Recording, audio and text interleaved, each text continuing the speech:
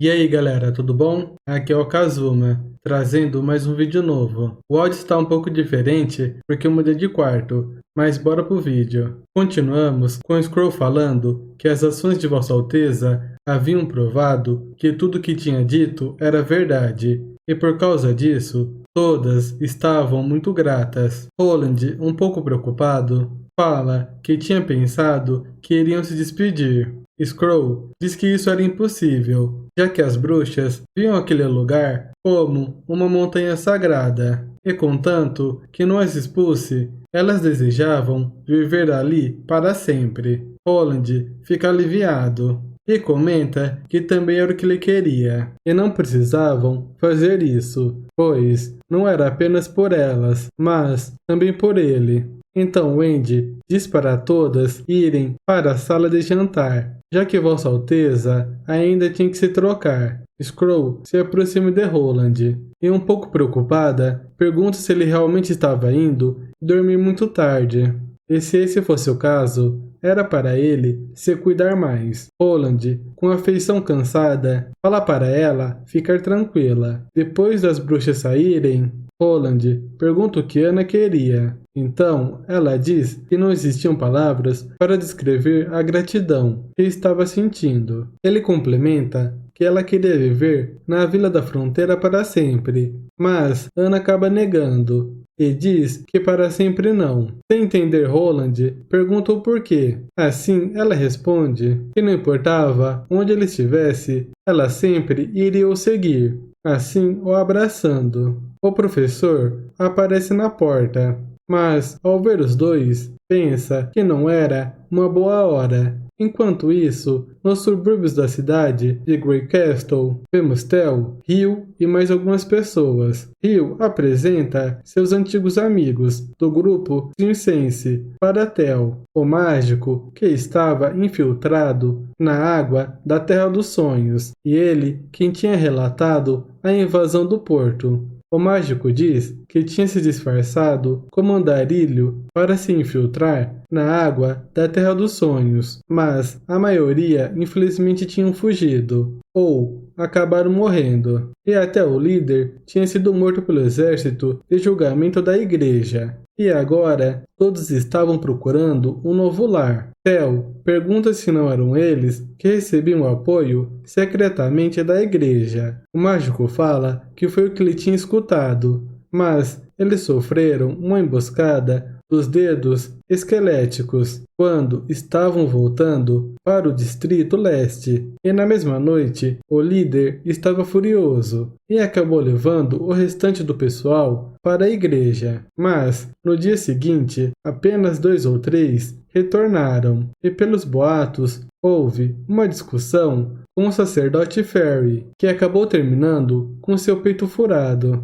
E por conta disso, a água da Terra dos Sonhos já era. Tel fala que Rio já deve ter falado seu nome para eles, mas ainda assim ele se apresenta, falando que era um guarda de Vossa Alteza Roland Wimbledon, e responsável por coleta de informações por todo o reino, e por todos estarem ali, mostrava que de certa forma já tinha mostrado suas intenções, mas, para ter certeza, Tel pergunta em voz alta se realmente eles estavam dispostos a servir Vossa Alteza. Assim, todos respondem empolgados que estavam dispostos. Tel os instrui, falando para deixarem um vaso de flores roxas na frente da porta dessa casa, e na noite do dia que eles deixarem, ele estaria esperando, e que se precisassem de qualquer coisa relacionada a dinheiro, poderiam enviar uma requisição para ele, continuando para não baixarem a guarda,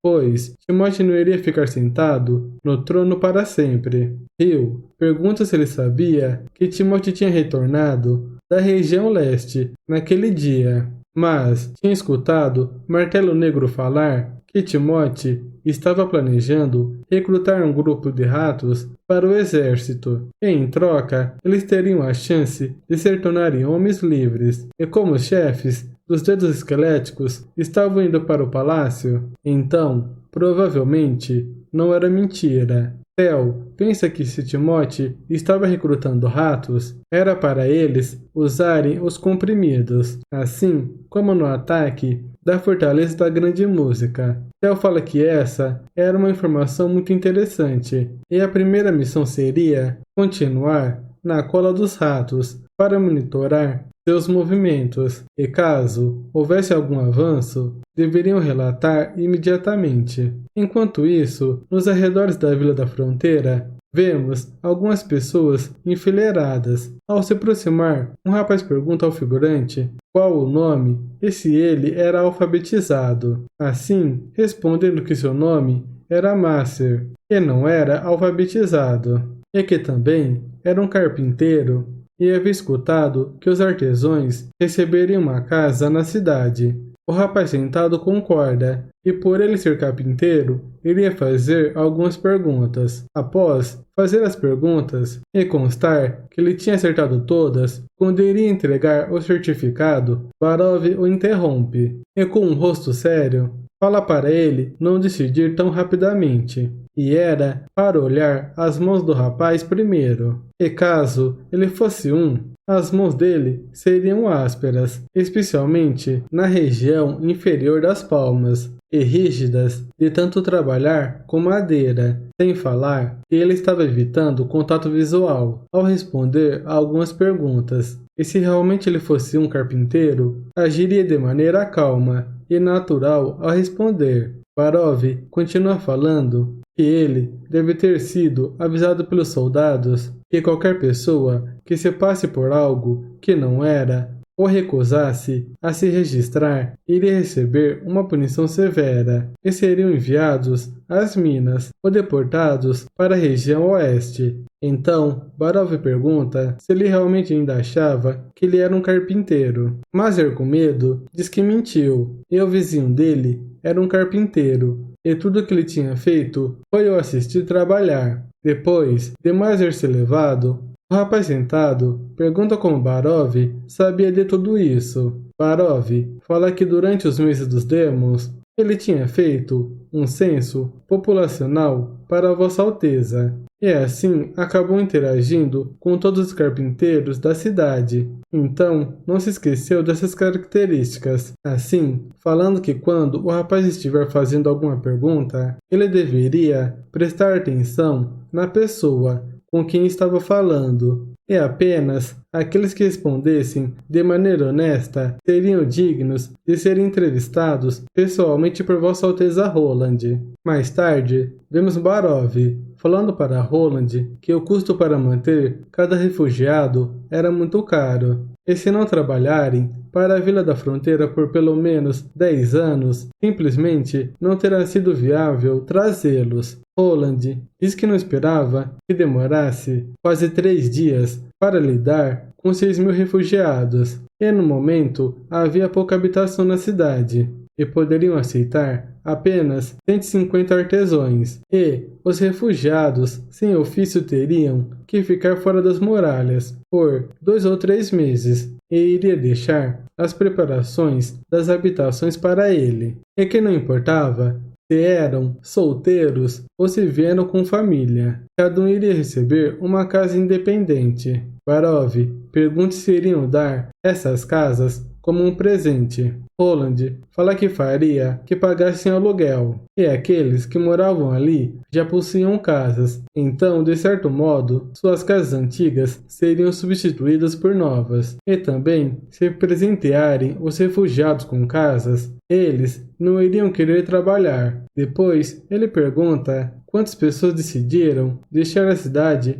após a cerimônia. Varov diz que até o momento 0 nativos e 7 servos, mas vários refugiados do leste decidiram ir embora, e no total somavam 115 pessoas. Roland pensa que já esperava que isso acontecesse, quando tinha tomado a decisão de colocar uma bruxa no palco, e os nativos tinham aceitado totalmente as bruxas, e o número de servos que foram embora era menor do que tinha previsto.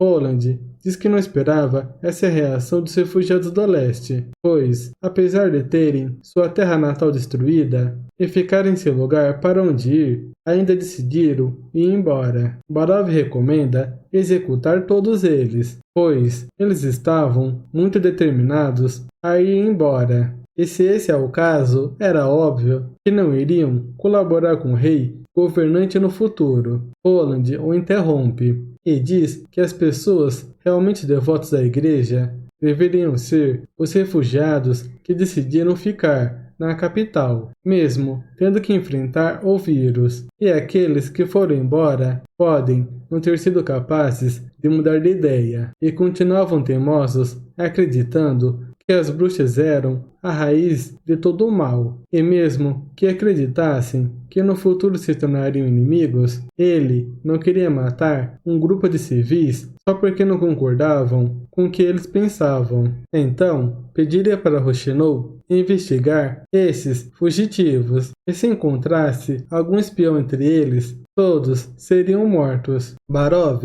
concorda e diz que iria lidar com a distribuição de habitantes. Roland fala que ele não precisava se apressar e era para ele vir tirar algumas fotografias com ele. Mais tarde, vemos Roland falando que a Vila da Fronteira ainda não era muito grande, mas assim que desenvolvesse, a Terra do Sul iria conectar com a Fortaleza da Grande Música, e a magnitude aumentaria em dezenas de vezes, e se fosse andando, levaria 1 ou 2 dias para ir do leste ao oeste, e além da criação de cavalos ser cara, também não tinha tempo e recurso para ensinar todos a montar a cavalo. Então, puxando um pano, Roland diz que pretendia vender aquele meio de transporte, pois era fácil de usar e custava muito menos do que um cavalo. Carter pergunta o que era aquilo, e que as duas rodas nem eram ao menos paralelas, então seria difícil manter o equilíbrio. E se tinham que alimentar com algo como cenouras ou feno. Roland fala que se chamava bicicleta e que eles iriam entender melhor após a sua demonstração, e que pretendia abrir uma fábrica de bicicletas no distrito industrial para conduzir esse meio de transporte, além de recrutar trabalhadores. Também tinham que espalhar a notícia para que todo o território ficasse sabendo sobre isso. Esse também tinha sido o motivo para o chamarem ali. Então, todos deveriam aprender a como andar de bicicleta. E Soraya iria fazer uma pintura sobre isso. Também queria que todo seu povo a veja, e contanto que pagassem 1 ou 2 moedas de ouro, poderiam usar o mesmo meio de transporte. Depois, vemos Carter andando de bicicleta, e Machado de Ferro diz que ele era incrível, pois tinha domado a bicicleta praticamente de imediato. Empolgado, Carter pergunta se a Soraya tinha pintado, e a garota concorda. Ao ver a pintura, ele diz que parecia mais bonito do que ele mesmo. Depois, vemos Roland falando que deveria retornar à conversa com Kyle, pois tinha uma nova tarefa para ele. Kyle fala para ele ir em frente, contanto que não seja nada sobre ir a uma cerimônia ou algo do tipo. Roland ri sem graça. Então, diz que precisava de mais ácido, pois a quantidade feita não era mais o suficiente. Então, a tarefa dele seria criar um sistema de produção química que pudesse produzir convenientemente os 2 ácidos, e como ele não entendia muito sobre esse tipo de coisa, iria deixar a responsabilidade de pensar em tudo com ele. e conseguindo ou não fazer, ele iria precisar desses 2 ácidos e por conta disso pretendia construir mais 3 laboratórios ao lado do Rio das Águas Vermelhas, além de contratar candidatos qualificados. E caso não tivesse tempo para ensiná-los, ele poderia pedir para algum dos seus alunos os ensinassem, pois pesquisar e criar um sistema de produção de ácido industrial levaria muito tempo. Depois, vemos Barov caindo. Carter pergunta se ele estava bem. O velho concorda e diz que ainda precisava de mais uma pintura. Carter fala para ele ficar do lado e colocar as 2 mãos nos guidões, e que na verdade seria melhor haver uma diferença na composição das 4 fotografias. Barov diz que estava mesmo ficando velho. Vemos Kyle saindo, enquanto Roland pensa que iria precisar de armas ainda melhores para quando a Grande Guerra chegar. E pensar nisso estava dando dor de cabeça, então iria comer um pouco de peixe seco. Mas, antes de pegar, Hoshino aparece e pergunta se era isso o que ele estava procurando. Roland fala que tinha pensado que ela ficaria na neva pelo resto da vida. Hoshino, com o rosto corado, fala que isso seria ótimo, pois ninguém conseguiria ver, mas ainda continuaria conseguindo vê-lo. Roland fala que ela tinha dito que não sabia qual expressão demonstrar, mas, sendo sincero, essa era uma ótima. Depois, vemos Roland no palco, parabenizando por concluírem todas as séries do currículo do ensino fundamental e se tornarem o primeiro grupo de graduados dessa cidade. Vemos uma garotinha falando que agora eram que nem o vizinho Vanner, pois também estiveram pertinho de Vossa Alteza. Roland continua falando que o motivo por trás de conseguirem se formar tão rapidamente é por serem alunos de Car, mas não deveriam subestimar os outros, pois havia um conhecimento ilimitado para explorarem e descobrirem nesse mundo.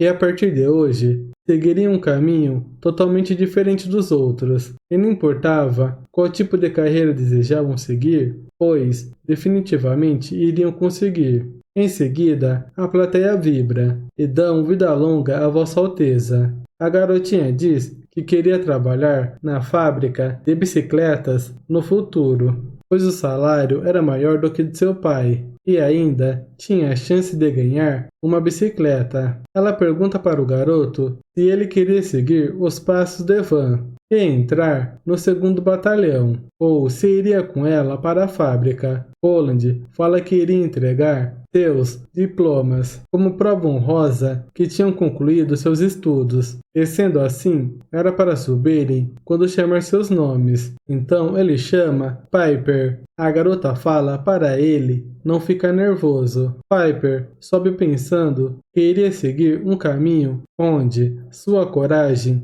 e linhagem não importavam. Ao receber seu diploma, ele agradece Vossa Alteza e diz que iria ser igual a Kyle Sweet. Enquanto isso, em uma catedral, um bispo diz que, de acordo com a opinião do grande mestre Corvo, a praga da vez tinha sido causada por uma pequena Demon Beast, e por conta disso, não pode ser observada e nem curada com métodos convencionais, e havia apenas uma coisa que podia tratar a praga além da cura sagrada, e seria as bruxas, e que Feyre tinha deixado aquelas bruxas se aproveitarem deles. Mine diz que a ideia dele não era errada, mas o oponente tinha um tipo de besta de longo alcance poderosa, e que se lembrava de ouvir sobre isso do sacerdote Tilo. E esse também tinha sido o motivo por trás da derrota do Duque Ryan.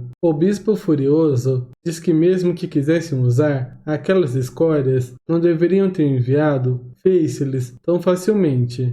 E tinha medo que Heather ficasse furiosa quando voltar do reino de Everwinter, e dava até para dizer que as bruxas puras eram mais valiosas do que o exército da punição divina. Mine fala que não importava se eram bruxas, ou o exército da punição divina, pois o objetivo principal era eliminar o inimigo e conseguir a vitória. Então, algumas perdas seriam inevitáveis. O bispo surpreso fala que a milícia de Timote tinha atacado de surpresa a igreja da Fortaleza da Grande Música e tinha matado todos os mensageiros. Mine pensa que além de usarem os comprimidos do frenesi, seu alvo também eram os comprimidos na igreja. Mas eles tinham recuado imediatamente e sumiram após incendiar a igreja. E tudo isso parecia muita coincidência, se perguntando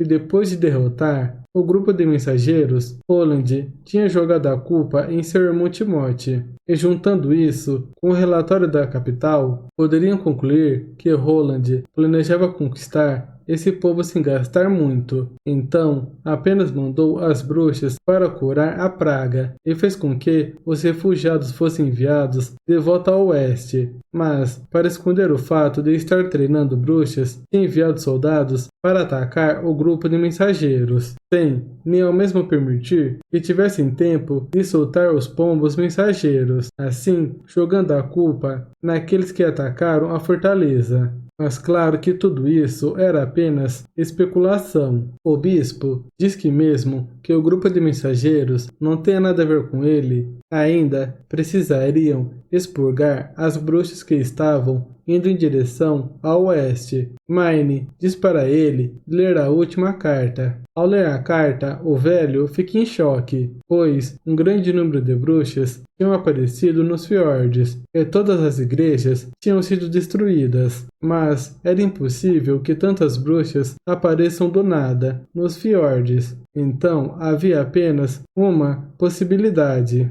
Elas tinham vindo do continente, então estava claro que a maior ameaça é o quarto príncipe de Grey Castle, e que iria deixar a cidade sagrada de Hermes com ele, e a Heather. Então iria liderar os 100 guerreiros da punição divina, e as puras restantes defendendo a igreja para expurgar completamente o oeste de Grey Castle, e assim encontrar a chance de acabar com as bruxas dos fiordes. O bispo fica surpreso. Então uma cavaleira entra e diz que uma frota enorme desembarcou na costa de Everwinter, e a situação estava crítica, pois uma grande quantidade de inimigos estava atacando a capital, e ela já havia perdido o controle de 2 portões da cidade quando a mensagem foi enviada, pois Heather estava enviando todos os seguidores para impedir a invasão, mas havia inimigos demais, e eles estavam usando comprimidos do frenesi. Em seguida, vemos vários corpos no chão,